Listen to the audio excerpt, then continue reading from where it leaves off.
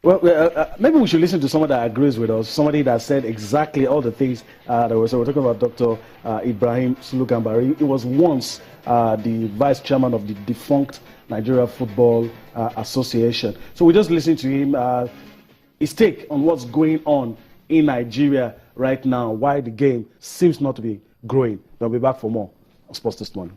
You were also vice chairman of the Nigeria Football Association between 1985 and 1991. Are you happy with the state of football in Nigeria currently? The state of football in Nigeria is dead. The organization is dead. In the olden days, I was the chairman, maybe you may remember, apart from being the vice chairman, I was the chairman of the disciplinary council committee of the NFA. And we decide cases of dispute or disagreement effectively and fast. And everything was going well. We also have white coaches. And I mean white coaches. You see, there is no way you can respect our coaches. In Nigeria, you go there to the ministry, you want football. You want something for your boys. They may not answer you. Bureaucracy. The form of way with the society in Nigeria. If they see a white man, skin man, standing before them, asking for the welfare of the footballers, they will answer him. Then, then you will remember, or you will check the historical facts, that we started by Otto Gloria, That's a Brazilian man.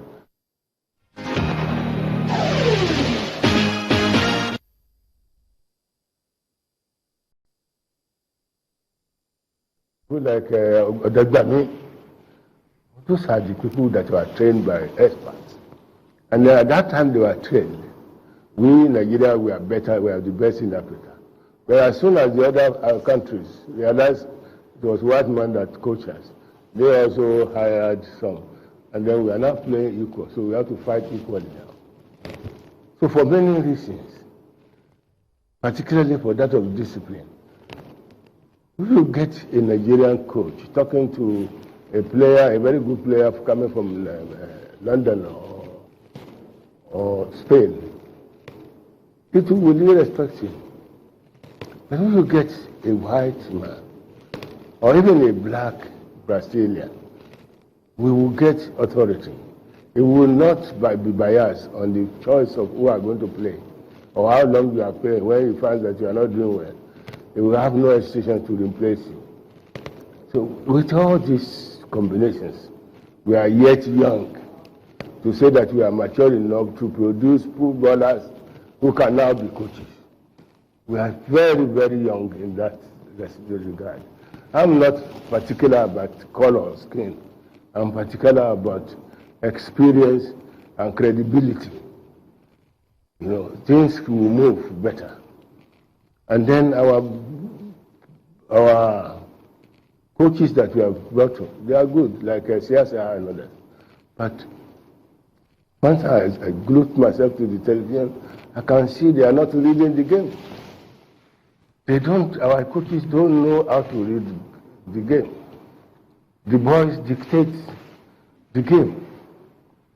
So me, because I was very involved in football, I feel sometimes not well when I'm seeing Nigerian football being played.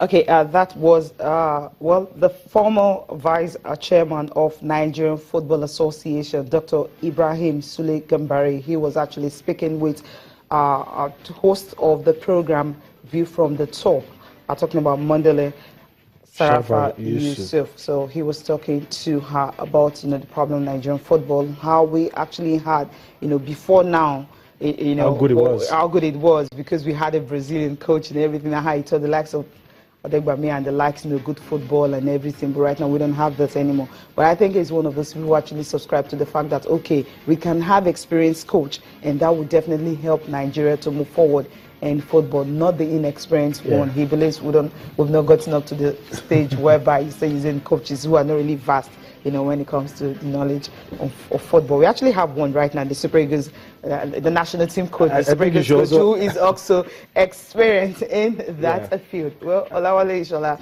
joins us now on the segment. Olawale, good morning. Good morning, Cecilia. Good morning. Yeah. How are you doing?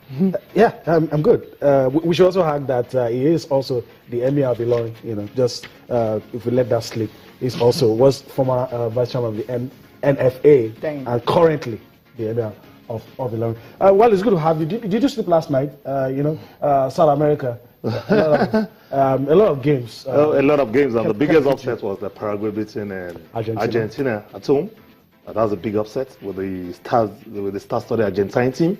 Though they are still doing fine at the qualifiers, they won most of their matches, but this is a real setback for them. Yeah. But Brazil has been very, very strong since the appointment of Cochite. They won again 2-0 yesterday. And they're now on top. They're on top of the. We'll get to see the results later on. But surprise for Chile. That's where the problem is for me. They're struggling. Back-to-back Copa America champions, and they look like. I don't know if you agree with Cecilia. They look. Yeah, let me quickly run through this. And while I allow you to react, World Cup qualifiers: South Americans or the CONMEBOL zone. Bolivia 2-2 draw with Ecuador. Colombia 2-2 draw with Uruguay. Argentina lost at home. They lost the penalty. I mean, they just lost it against Paraguay. Chile, 2-1 victory over Peru. Venezuela lost at home, 2 goals to Brazil. And these are the results. And with this result, Brazil climbed to the top. But Chile, even after that victory, I mean, they're not where you want them to be. Oh, yeah, they're not, because we should look into the factor of exhaustion.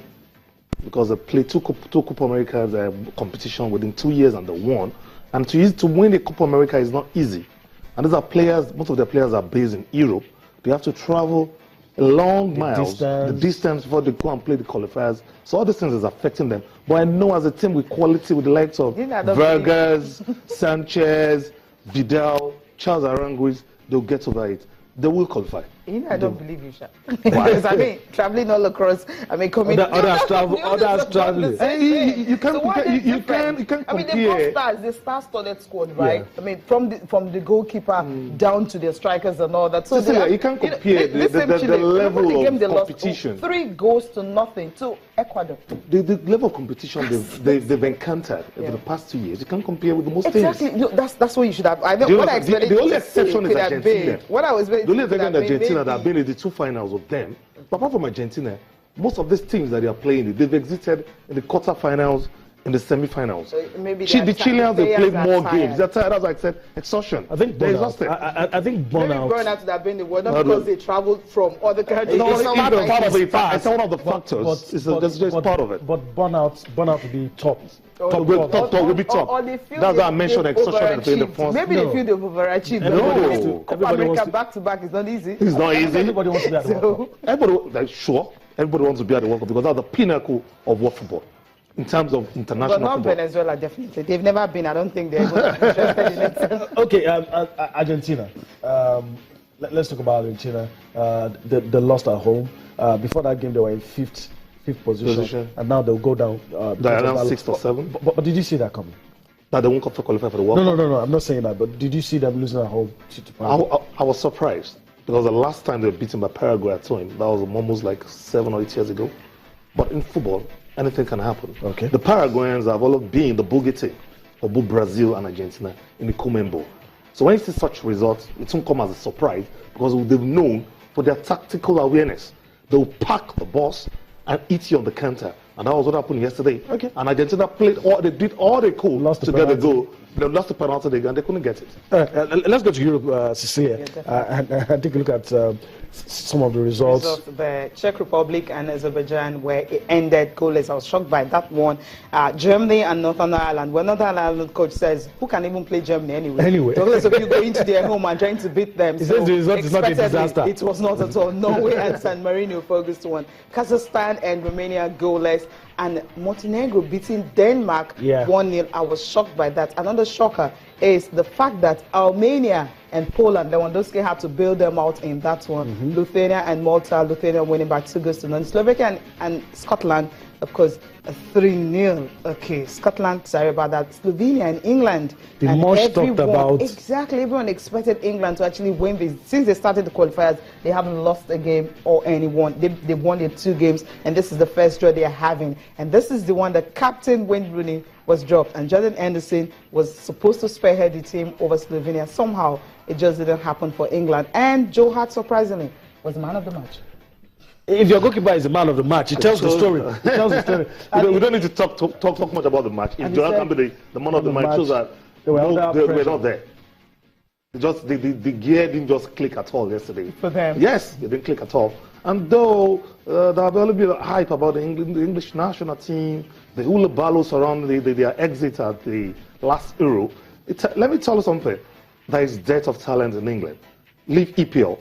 EPL is made to be glamorous because of foreigners.